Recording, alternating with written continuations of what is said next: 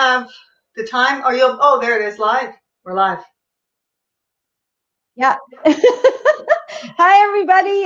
It's Danielle from SOAR. You all know me, and I am very, very certain that most of you know Dr. Liz O'Brien. She owns the Village Cat Clinic as well as the Hamilton Cat Clinic. Long before I ever met her, I was able to hear her speak at many, many conferences, and we usually put aside time to make sure that we did get to hear her speak. We always learned a lot. And 2016, I actually had an opportunity to work with her, and it was a phenomenal. Yeah, it was great. And we did a lot of chatting about pain in cats and recognizing pain in cats and how to. And about the same time, I got my acupuncture certification, so I was able to start doing that at the cat clinic and get some practice. Unfortunately, I did, well, I guess fortunately and unfortunately, got so busy I had to stop doing regular practice. But anytime I have a chance to chat about cats with Dr. Ryan, I'm definitely all in. She's very enthusiastic about her cats and her clients, and it's contagious. So welcome, Dr. O'Brien, to your first Facebook Live. My first ever, gang. With a self kind of done haircut. No pride. How have you been doing? I'm good, thanks. I'm good. Yeah, all good. Yeah. So anyway, I just want to say, when we did acupuncture, that was a really great experience. You had just gotten certified in it, and I had heard many times at many conferences that we don't think about acupuncture in cats, and yet cats respond really, really well. Probably even, they say sometimes better than dogs. Better than dogs. You that would know that, Danielle, but heard that for years and years. And certainly we saw that at the clinic firsthand. We had a kitty cat that was living with us that you did acupuncture on, and many of our clients brought their kitty cats in for acupuncture. And so, I mean, we're going to get into all kinds of discussions this evening and have lots of fun. But, everyone, keep that on your radar. We so often think about rehabilitation and acupuncture and physical therapy and laser. We think about that for dogs, but we need to think about those things for cats. And today we're going to talk about pain in cats and a lot on arthritis, I would imagine. But I think one thing to remember, people they recognize that their dog has arthritis, but often I hear over and over people saying, oh, but my cat's just getting old. We don't recognize those signs of pain. And that's what we're going to do tonight. But I'd like right from the get-go to expand it and say, not only are we going to recognize these signs and recognize that cats do get arthritis. We know 90% of them over the age of 12 have some form of arthritis. And it might not even be evident on a radiograph. And Dr. Danielle and I are going to talk about how we figure that out, that they do have arthritis when there's no radiographic signs. But we need to get beyond just recognizing it, and we need to get beyond to think about these other therapies that we do routinely for dogs and we don't for cats. For sure. And I think, too, it's important to note that, there's a huge difference between acute pain. I think is often people bring their cats in to see you for, right? So these cats that are blocked or have been hit by a car or have an abscess and they're yelling and they're screaming and they're trying to bite, if you're touching them in that certain spot, it's an acute pain. And it's so easy for owners to recognize that because it's such an obvious reaction to pain. But chronic pain is different. So how do you think we should be kind of focusing on things to recognize those and catch them early at home? Yeah. So I think one thing when we talk about chronic pain being different is then we get into what cats are really about. Who are they? And why do they not show us their signs they do show us signs of chronic pain, but why they aren't we're not acutely aware of them. They kind of hide them, and we have to figure it out. And so start to think about cats in comparison to dogs, they've only been domesticated for 10,000 years. And that sounds like a ton of time, but dogs have been domesticated for 30,000 years. So cats, your cat is very much, I always say, like, you know, the little cheetah in your living room. You know what? Or the lion in your living room that has to pretend he is just fine to protect his territory. And our kitty cats, our domestics that are part of our family and family members, they think they're like a lion and they have to defend their territory. They have to act strong. It's survival of the fittest. And so whenever they're sick, whenever they have chronic pain, they have to pretend there's nothing wrong with them. And they will do it, just defy us to say, I'm fine. I'm perfectly fine. You know, I laugh. I think about my little Jack Russell Terrier. And I mean, if he's slow to get up, he's like whining if there's any chronic pain, and you know, whoa, we've got to treat this. You know, if he has a torn toenail, he'll let me know. But my cat, like, she could be in so much arthritic pain, and she's going to try and pretend she's okay. So thinking about the way they respond, or why they respond that way, it's a defensive mechanism. It's survival of the fittest. So they have very subtle signs of illness. So it's hard for us to pick it up. So what I always say, if there's any subtle change in behavior, that's a sign that they're ill or chronic pain. And chronic pain is really, really common in any of our cats, you know, that certainly our seniors, but even, you know, our older adults over 7 years of age. Many of our kitty cats have arthritis. So we have to start thinking about, well, what behaviors do kitty cats have, right?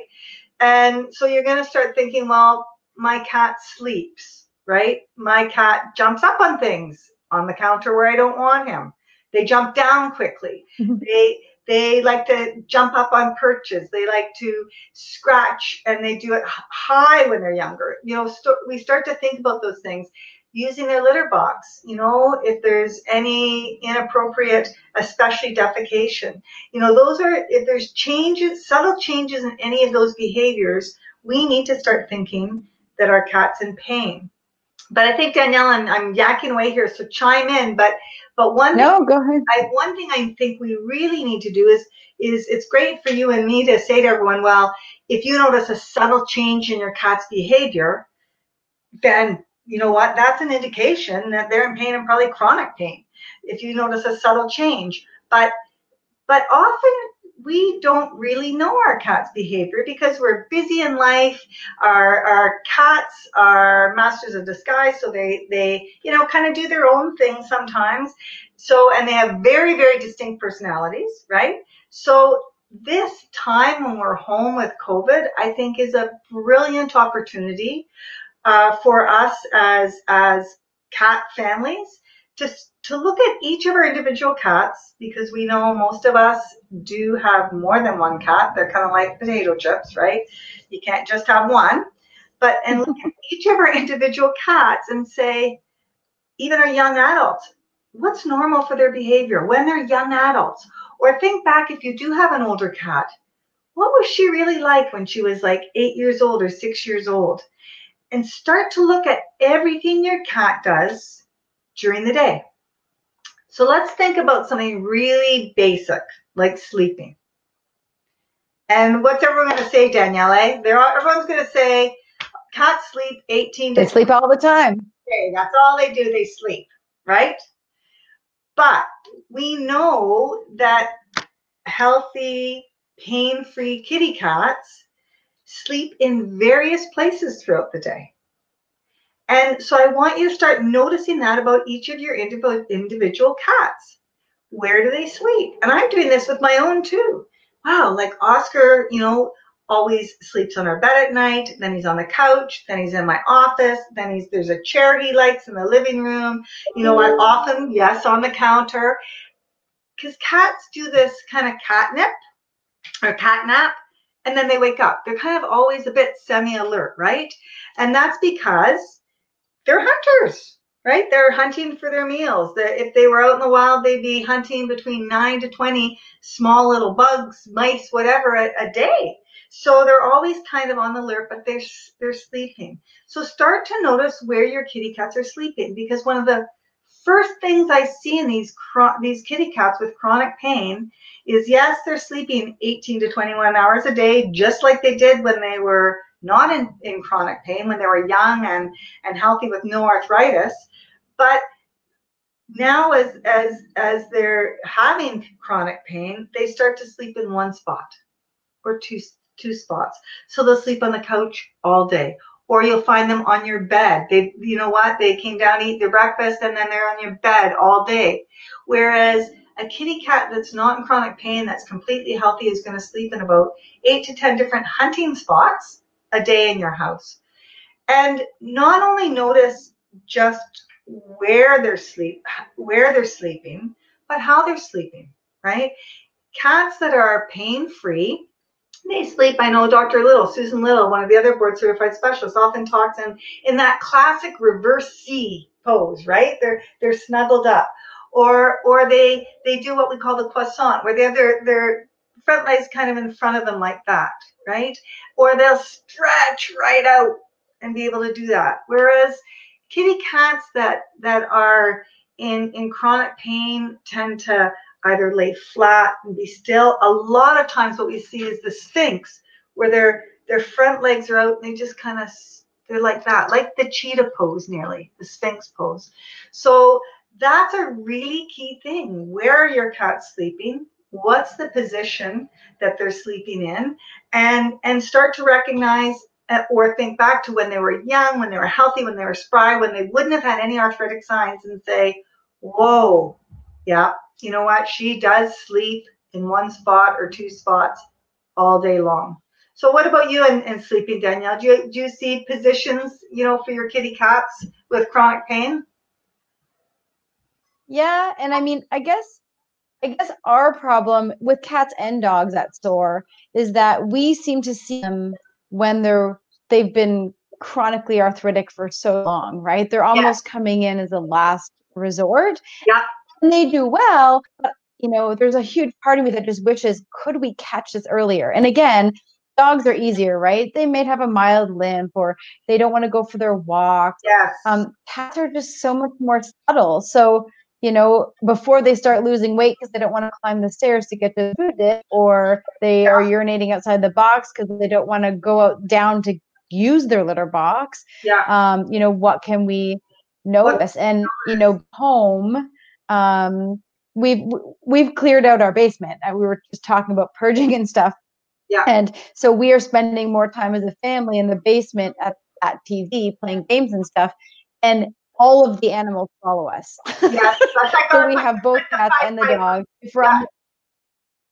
Yeah, totally. And so I think it's noticing things like that if something changes, it's all of a sudden like, well, where is Ralph? Why isn't he with us? And then we can maybe make some changes. But even watching my oldest cat go up and down the stairs, I'm like, oh, he's looking a little like slow today, but I don't know if it's because he's literally been running all over the house following us, or whether there's actually something early, and maybe I should be putting him on Cartrafin or doing some, omega fatty acids or something with him.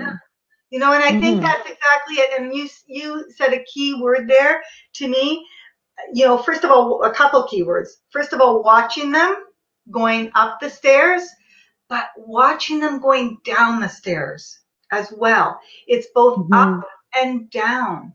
And one thing we'll notice, I think, in the early signs of osteoarthritis and chronic pain, one of the early signs we're going to see is a hesitation, right? So the kitty cat will kind of like I'm doing right now, because I'm all recovered, but I did have COVID, and all well. So all went well for me. So I'm really blessed. But kind of when I first recovered, you're just kind of like, oh, I mean, do I feel like climbing those stairs? There's that hesitation, right?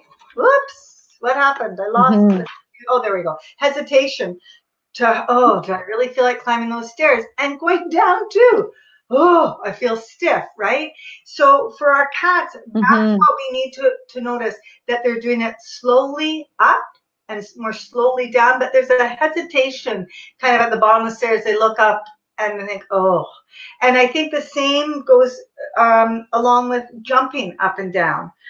If they're normally, jump up in the bed, or they jump up on a chair, or they jump up on the table, it's really important to start watching, at any time, but especially in your early adults, the 6-8-year-olds, we know they're going to start getting signs of, that's the early stage where, as you say, then we can add things in to slow the progression of this disease down. But I think that there's that hesitation, and they kind of sit at the bottom, like before they jump on the chair, and there's this hesitation, right, to jump up.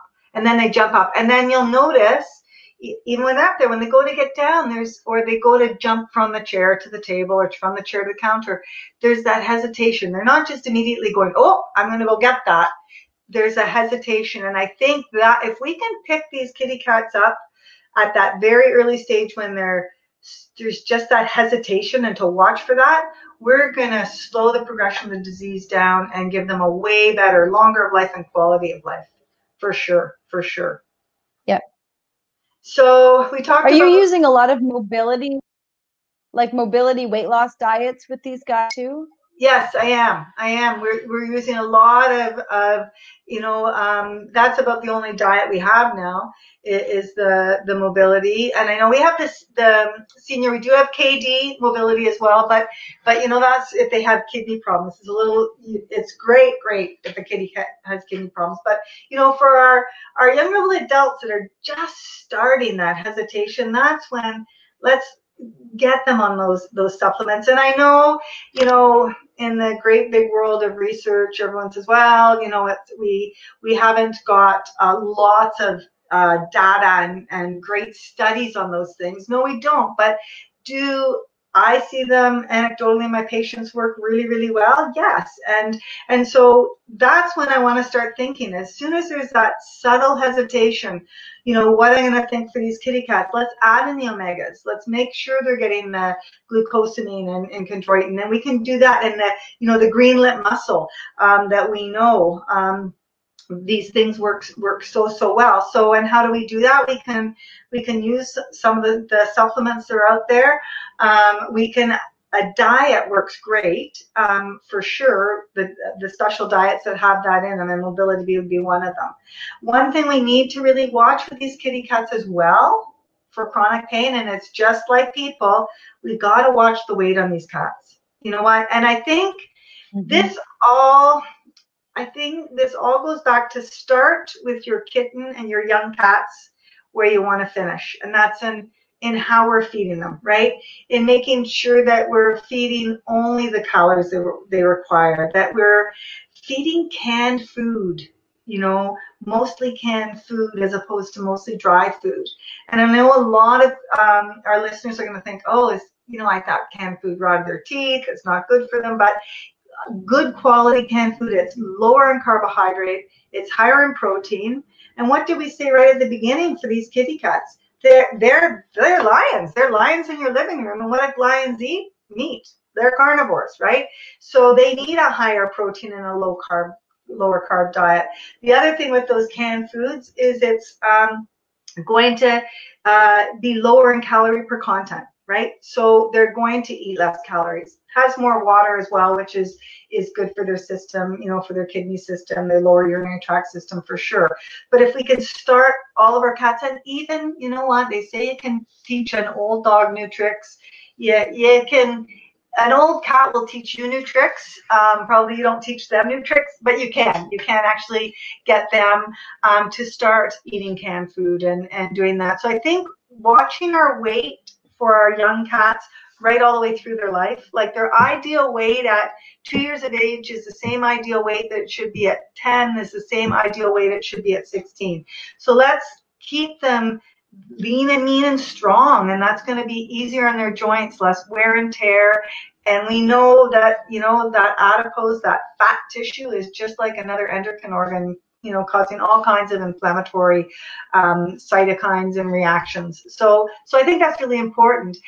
And when we also think, like what I like to do and what I do with my own cats and what I'm encouraging all my clients to do is to make sure that you're putting the hunt back in mealtime and playing with your cats. So So that's so critical, and that's going to do two things, right? If you start to, for example, if what dry food they're having, if you've measured it or weighed it, if you sit with your coffee in the morning and toss it and make them run and get it, right? And hunt for their food, put it in feeding balls, and we have the indoor feeding where they're hunting for their food, no bowls. Put them in the little mice and watch them go all around the room and use the food at feeding time as part of playtime. Cats need playtime, and that's going to really increase your interaction with your feline, with your family cat, and that's going to make you more aware of, hey, you know what? Usually he flies across the floor for that food. So we're going to get early, and he's not today. We're going to get early disease detection, or you're just going to say, hey, he's not as interested in doing this. So I think, those are things that we can do to really, really help our kitty cats and recognize early pain, but also prevent early pain. And I think the interaction, like you said, is important, right?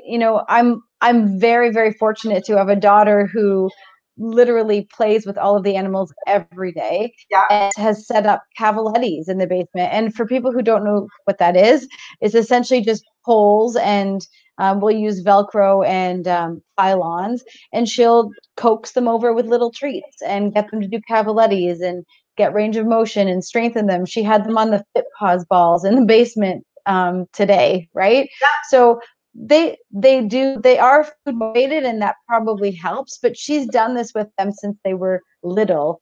Laser pointer, getting them to go over top of things that way. But there's so many things, and I am shocked how many cats actually will and want to do these things. And maybe I'm getting that select few cats that are just really easy to work with. Maybe the ones that aren't are the not coming in. But we definitely have had great success at SOAR too. And there are a lot of seniors. We've had a couple that are just a little bit overweight and have some arthritis, and we're trying to manage that. But it's great. We put them in the water treadmill, and I would say, the 18-year-olds who are probably at, that end stage arthritic process are actually happy to just stand in water and realize that they don't hurt. Yeah. And they actually walk well. And I mean, these guys aren't running in the treadmill for 30 minutes like the dogs, but 6 minutes, sometimes even 8 in little tiny sessions is just enough to keep their joints nice and loose when maybe at home gravity has taken a hold and they can't really do it as much as they like to. Yeah. So I feel like that I'm kind of skipping ahead with the whole rehab. We're going to be all over the board. Come on, ADHD all over the place here. It's all good. Yeah. So I think someone said their cat ran away. What happened? Ran away when we started talking about loss. Well, we're talking about weight loss. Weight loss. I think they're afraid we're going to put it on the diet. We talk about, and I mean, we're talking about pain, chronic pain recognition, and we're going to get into it. We get to acute too, because if you're playing with your kitty cat every day, you get up in the morning, you get your coffee, your cat's like going to hunt for, a couple dental crunchies or whatever you're feeding, mobility, whatever it is, and a TD doesn't matter, any of the products, and you're throwing that food, and you recognize, wow, he's not zipping to it. You're going to say something's wrong right away. You're going to have early disease detection in your young cats. And in your older cats, you're going to recognize, hey, they don't want to play this game as much anymore. And when we look at the environmental needs of our cats, certainly playtime is an essential need. And we used to say it was environmental enrichment. By playing with our cats, we're enriching their lives. Well, it's not enrichment. It is just an actual need for existence. I always go back because I have a love of the big cats as well as the small. But you look at, a pride of lions and how they're hunting. And absolutely, they're doing it to get food. And same with our feral cats, in a feral cat colony, they're doing it to get food. But they're having a heck of a lot of fun planning their attack, how they're doing it, creeping down, up, all over the place. And think about, I don't know if you've ever seen, and I love cats, but there can be like horrid little things when they catch a little mouse and they just want to play with it, right? It can be 20 minutes, 30 minutes of getting it and letting it run away, and then tracking it again and getting it and letting it run away. And yet, so we know that they hunt to eat, but we all well know, and that's why we have problems with our songbirds, is that to defend them, yeah, some of them are just hunting because it's playtime, right? But they need that, just like right now for our young children and young adults, and for us, everyone needs playtime. So I think that playing with your cat on a daily basis, what I tell people when they get a new kitten is, if you had a new dog or a new puppy, you would get up earlier in the morning and take your dog for a walk. You would come home, you might come home at lunch to let your dog out. When you come home at the end of the day, you're going to take your dog for a walk. And then in the evening, you're going to take your dog again, maybe for a walk.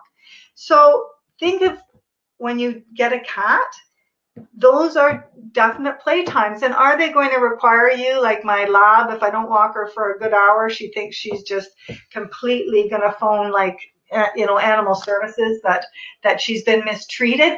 Are your cats going to expect that? No, but small plays multiple times a day is great for them. And it's going to keep them healthier. It's going to keep them fitter. It's going to slow the progression of any arthritic changes. Just like with us, it's easier on their joints. But it's also that interaction.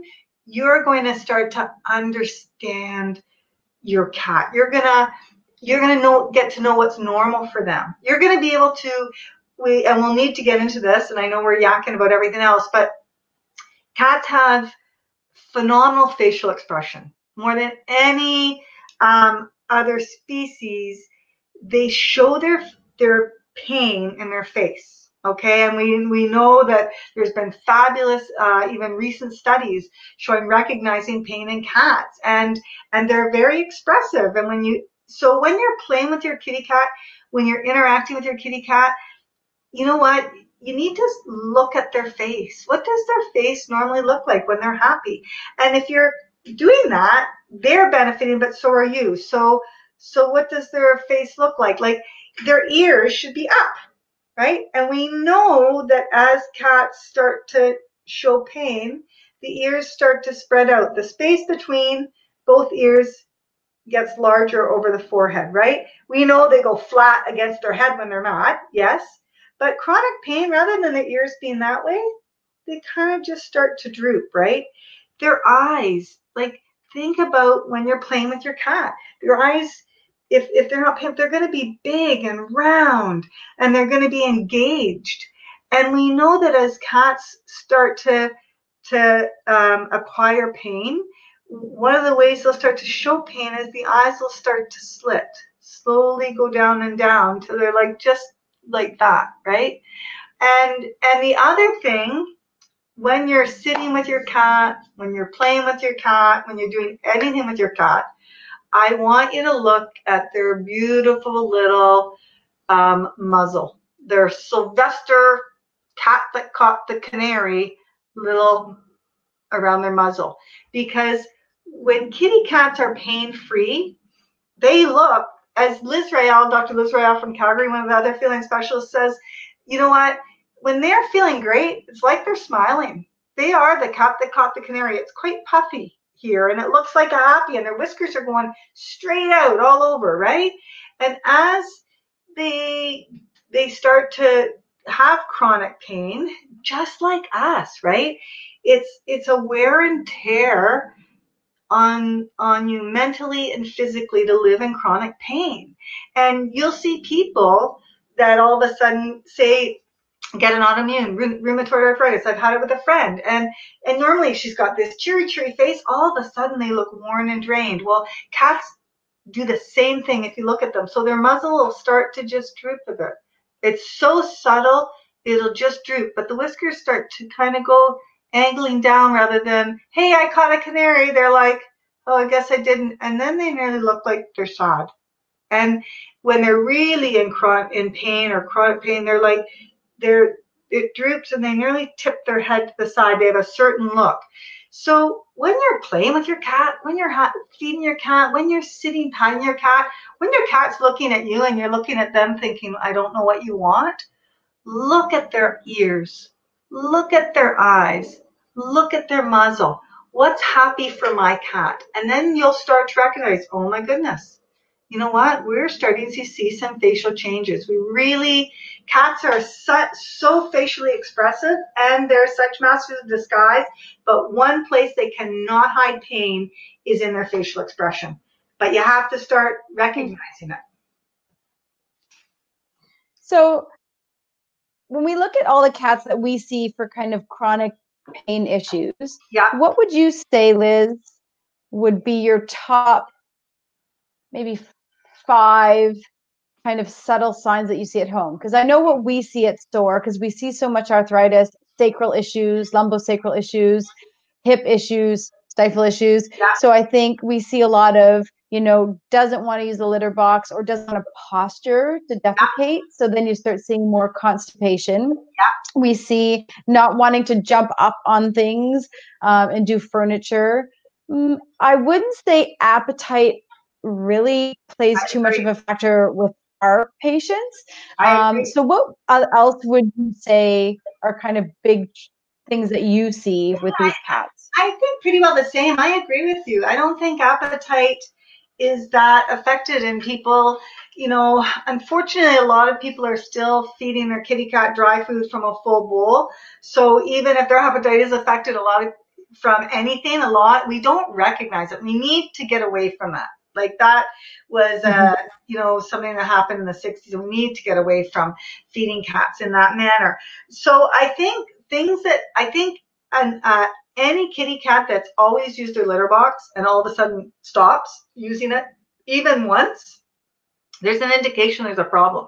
For our younger cats, for urinary, obviously, sometimes that's the first sign in lower urinary tract disease, and way before they block is, just the odd time they don't use the litter box. But for our kitty cats with arthritis, we talk about inappropriate bowel movements as being a sign, and I'll get into that.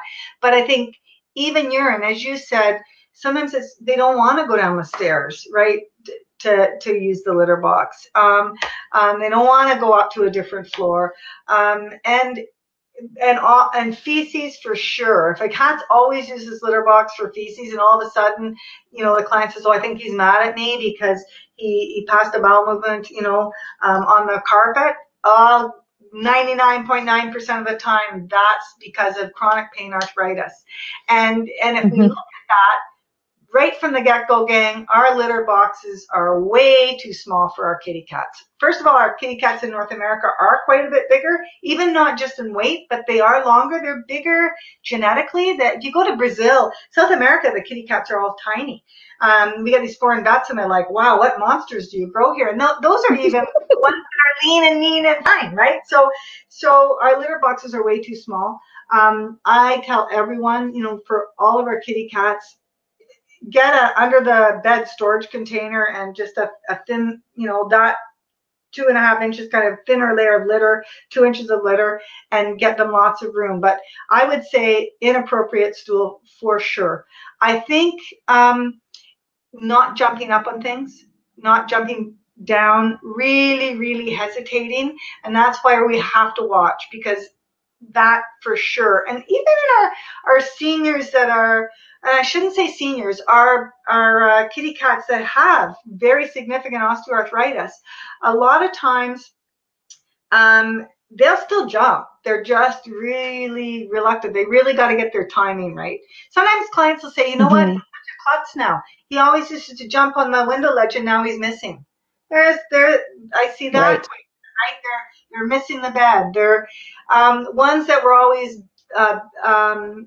bedroom sleepers and now they're not. And or you notice when they're jumping up and down on things, one thing else is that they're using something to help them. They're using an aid. Like they'll be, if they're jumping up on the table, they'll jump on the stair first or the chair first, right? Those things. sometimes I'll see kitty cats. If you look, and hopefully we're having cats in this country with nails on all four paws. So where they scratch, like if all of a sudden they've always scratched on the scratching post in one area, or they've always scratched at that one part of the door, and you're like, well, that's the area he does. All of a sudden that scratch is in a different, it's a little lower. They can't reach up as well.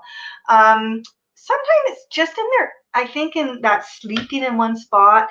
I think they still keep their appetite, I agree, but they might not be as interactive with their family members, with their human, the two-leggeds.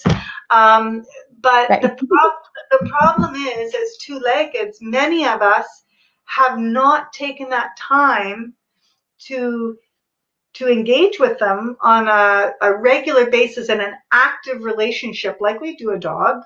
And so therefore we're not recognizing, they're not as engaged with us, but we were never quite as engaged with them, right? But even not just not as engaging.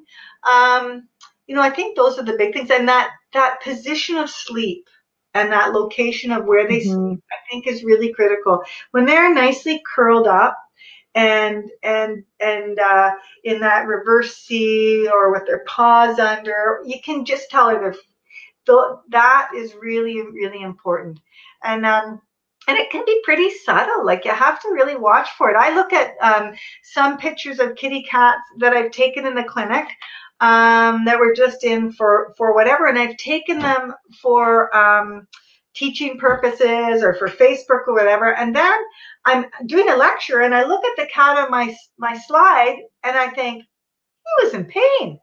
But it was so subtle, but all of a sudden, his position in the clinic was just a little more, not that relaxed cat. Think of the big cats, when they're comfortable, they're just, stretched out, curled up. So I think those would be things that I would think. Pretty well the things that you're seeing.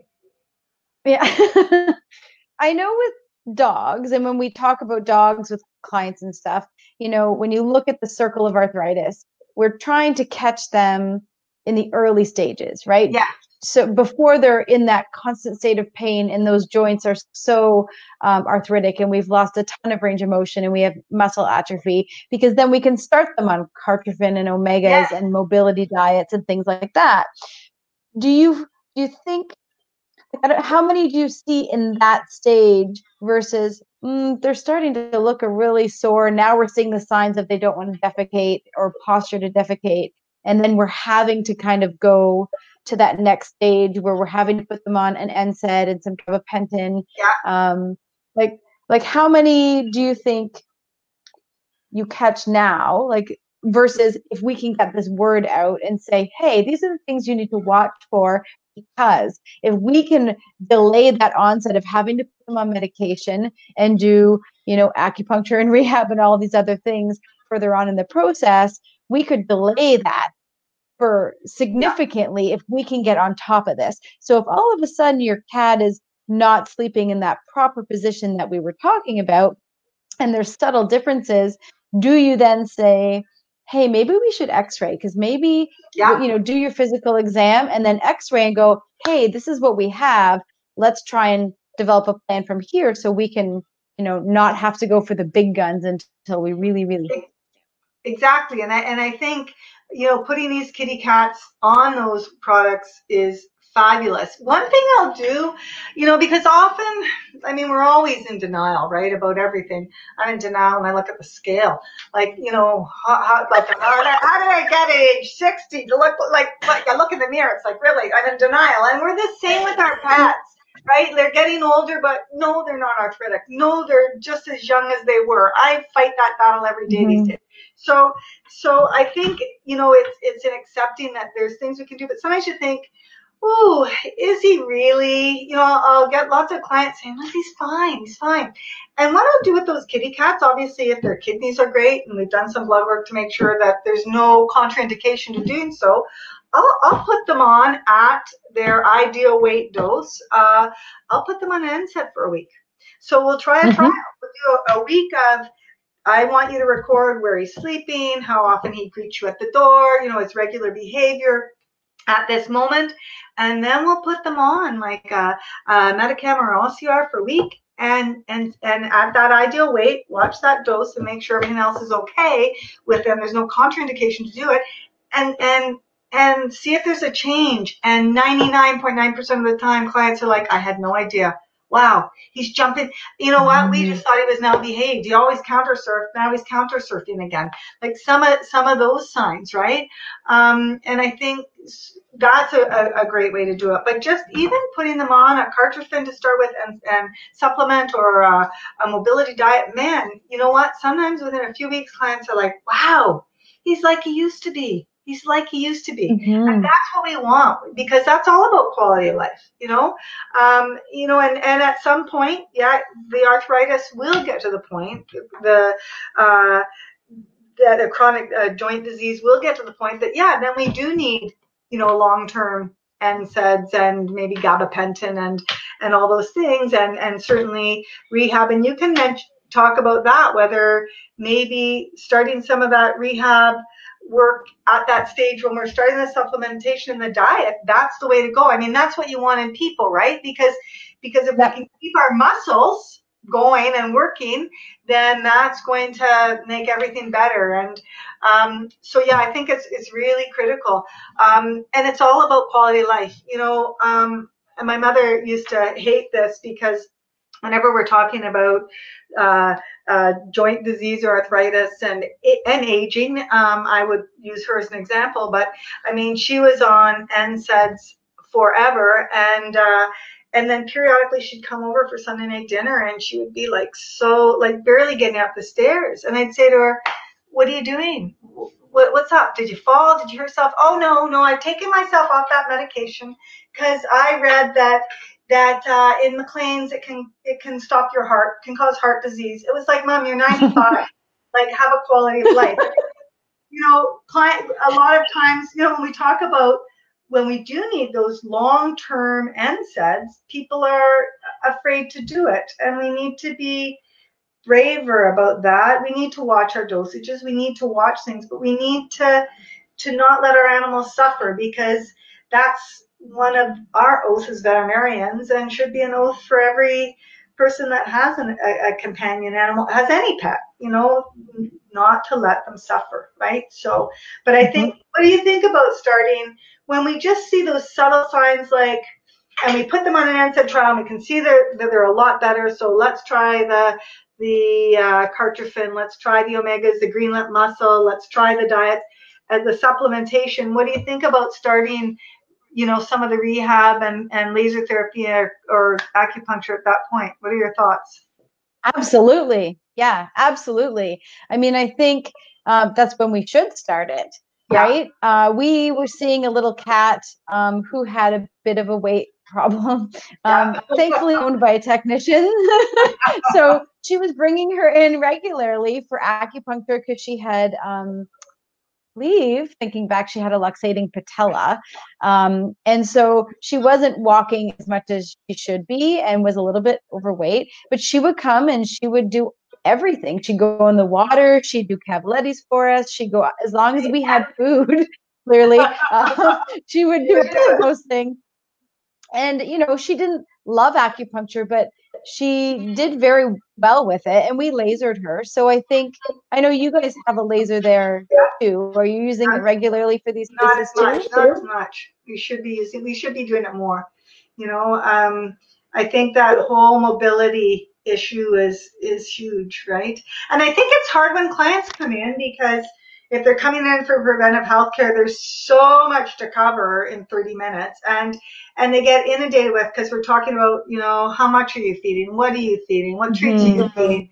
All of those things. And then we have to start talking, having the discussion about, degenerative joint disease, and about it's so common in our cats. And then all of a sudden they get overwhelmed. So I think reaching out to our clients on a regular basis when they're not in that appointment time to say, hey, like sending out your newsletters, your any of your email blasts, to make sure that we get people understanding that cats get degenerative joint disease, osteoarthritis, whatever you want to call it, that they get chronic pain because people just think they're getting old, as I said in the beginning. And you talked about one thing, that what do I see in practice? I see a lot of, especially my older cats, where they're getting, that lumbosacral spondylosis, and you can see that they start to walk a little bit more raccoon-like, right? And, in those kitty cats, gabapentin, I know we're all over the board here, but remember that works great in those kitty cats. To the vet so does acupuncture. And acupuncture does as well, right? And just a little tip that I picked up at the AFP for any of the veterinary teams listening, and actually clients, because you know what? I love it when our cat moms and dads come in with information for me. I love that. So one thing we're finding with gabapentin in our senior cats is they probably only need once a day treatment. And so often we clients I've found often have altered it themselves, and they'll come in, and they used to come in and say, oh, you know what, I find once a day does it. And I'd be like, well, it's supposed to be twice a day. And it's interesting. Now they say in our senior cats, probably once a day treatment in the evening will do the trick. So that's great because, we have to watch with our kitty cats. They like their little routine. They like their little life. They don't like medication. They don't want to be disturbed. So we need to certainly make sure that they're having a quality of life and do procedures and give them medication that they need. But we want to minimize it. The less polypharmacy we have for these feline patients, the better, right? They don't deal with it very for sure. And I think, so adding the acupuncture and laser, for me, I found we can sometimes just reduce how many medications we're actually having to give them, or at least reduce the frequency. And, I've seen a couple of previous clients on the side posting comments, and one of those cats I acupunctured, I believe was the first cat that I acupunctured at the cat clinic. And I remember going in, I was so excited, and he was growling at me. And I was like, okay, I don't know how this is going to go. And he was pretty sore. And so we, gave him some food, and I got a couple needles into him. And for those who are acupuncture certified and watching, it was a GV20 and a GV14. And he was kind of grumbling, and I was opening packages, and he was grumbling, and then stopped grumbling, and he started just eating his food. So I think, and Tracy Elliott, I see you on there. Maybe you can remember, but I think I got 20 needles into him, and he fell asleep on the table. And I was like, that's fantastic. So at the end, we were like, wake up, dude, like it's time to go home. And I came out, and your staff was waiting for me, and they were like, how'd that go? And I was like, it was great. They're like, really? And I was like, yeah. They're like, wow. Normally it takes two of us with extra restraint because he does not like to be handled, and he doesn't.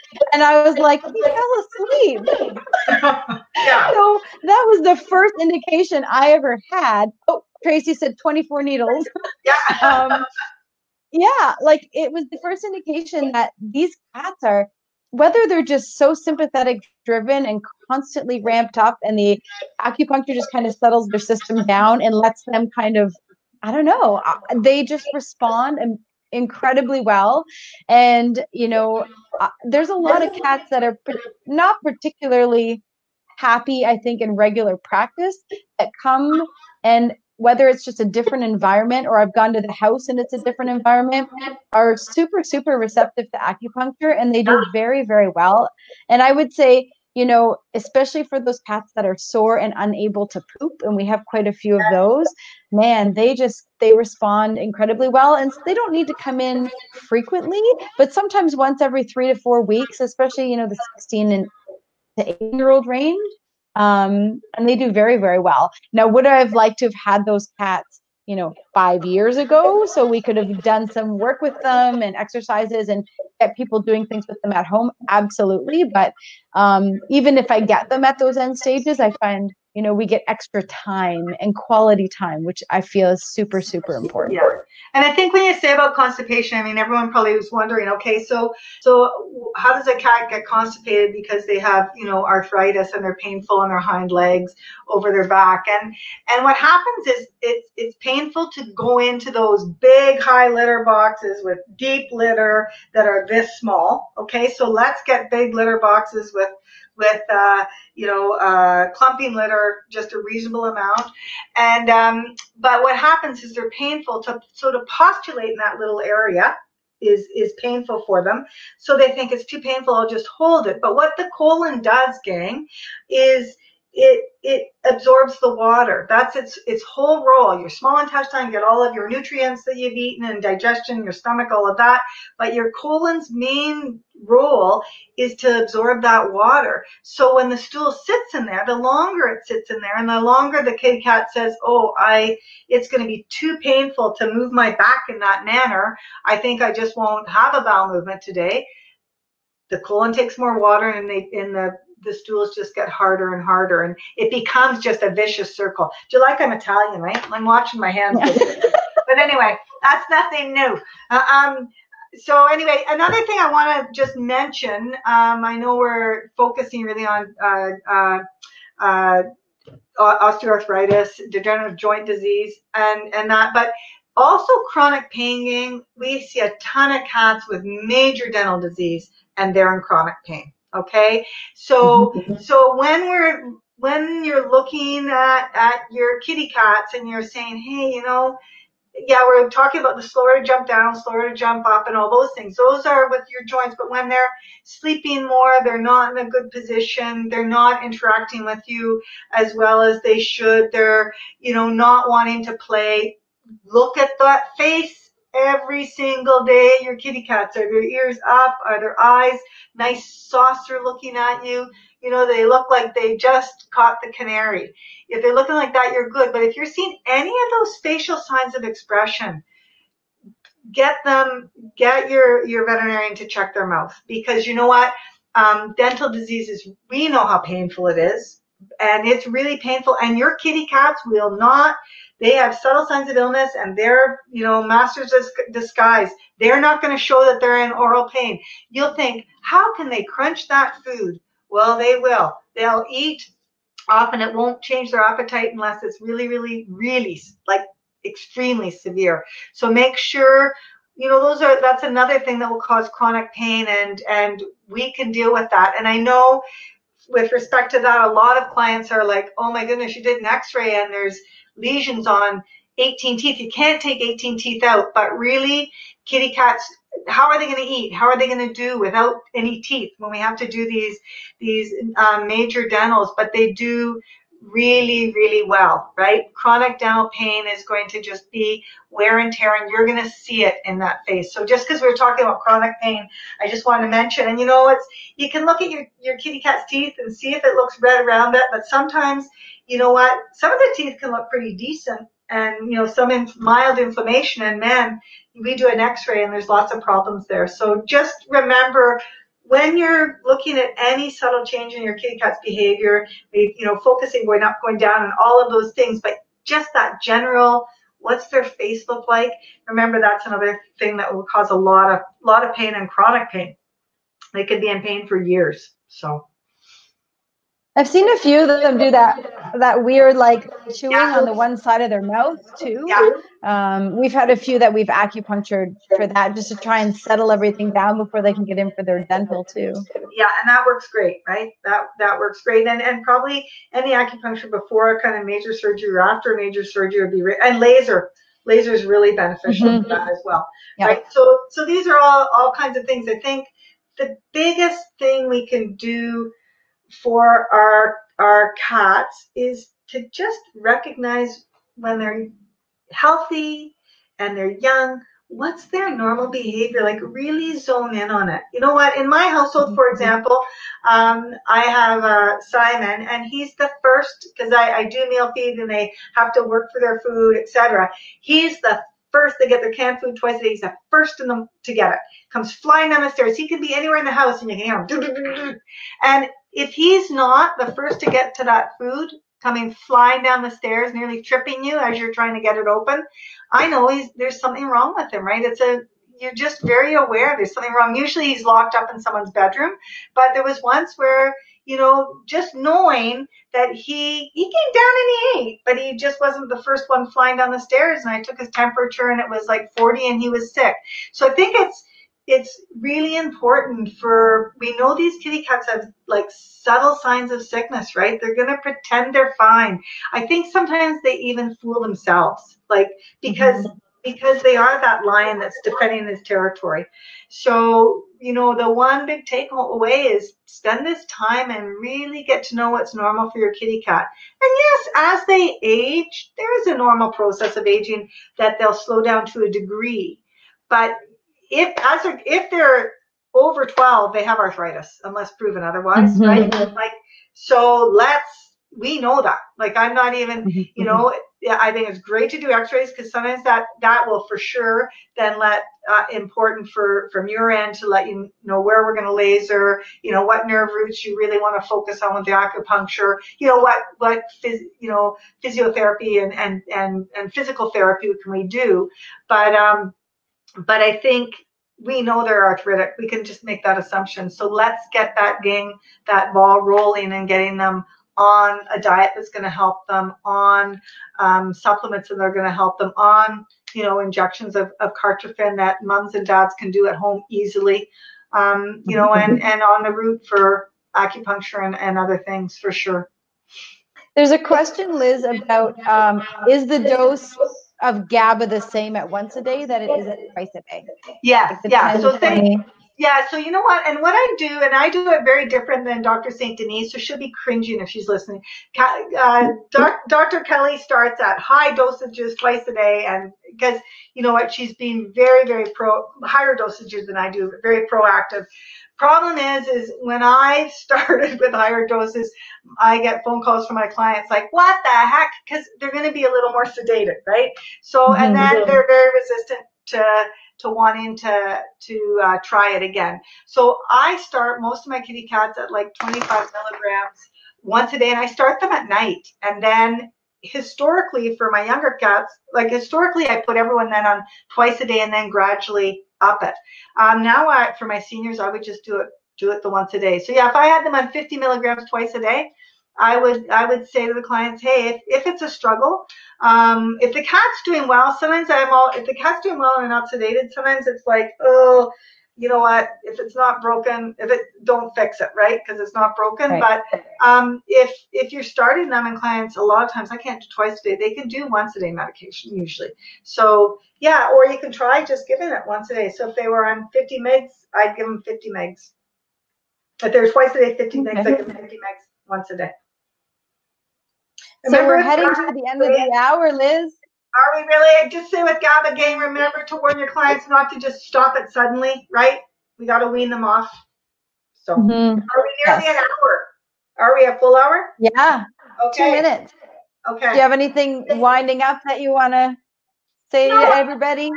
You know what? Thank you for spending an hour with us. I'd love to do something like this again. And hopefully I didn't speak too quickly, and hopefully I didn't zigzag too much so everyone could keep track of stuff. I think the big thing is if people have questions, reach out to me at dr.o'brien, OBRIEN, at thecatclinic.ca. Happy if you have questions. I think the big take home is really just notice what's normal for your kitty cats, and start to just watch them. Watch their faces. Look at what their faces look like. Look at how they jump up and down, how they go up and down the stairs. Spend time with them. Make sure when they're in their room with you that you're noticing where are they sleeping, how are they sleeping, what position. I think those things are really key. Thank you, Liz. Thank you, Dr. O'Brien. Oh, this is fine. And maybe we'll do it again sometime. And maybe if everyone wants to think of another topic, I'm more than happy to make it happen again. So. Okay. All right. Thanks, everyone. And be safe, everyone. Stay healthy. Okay. Bye-bye.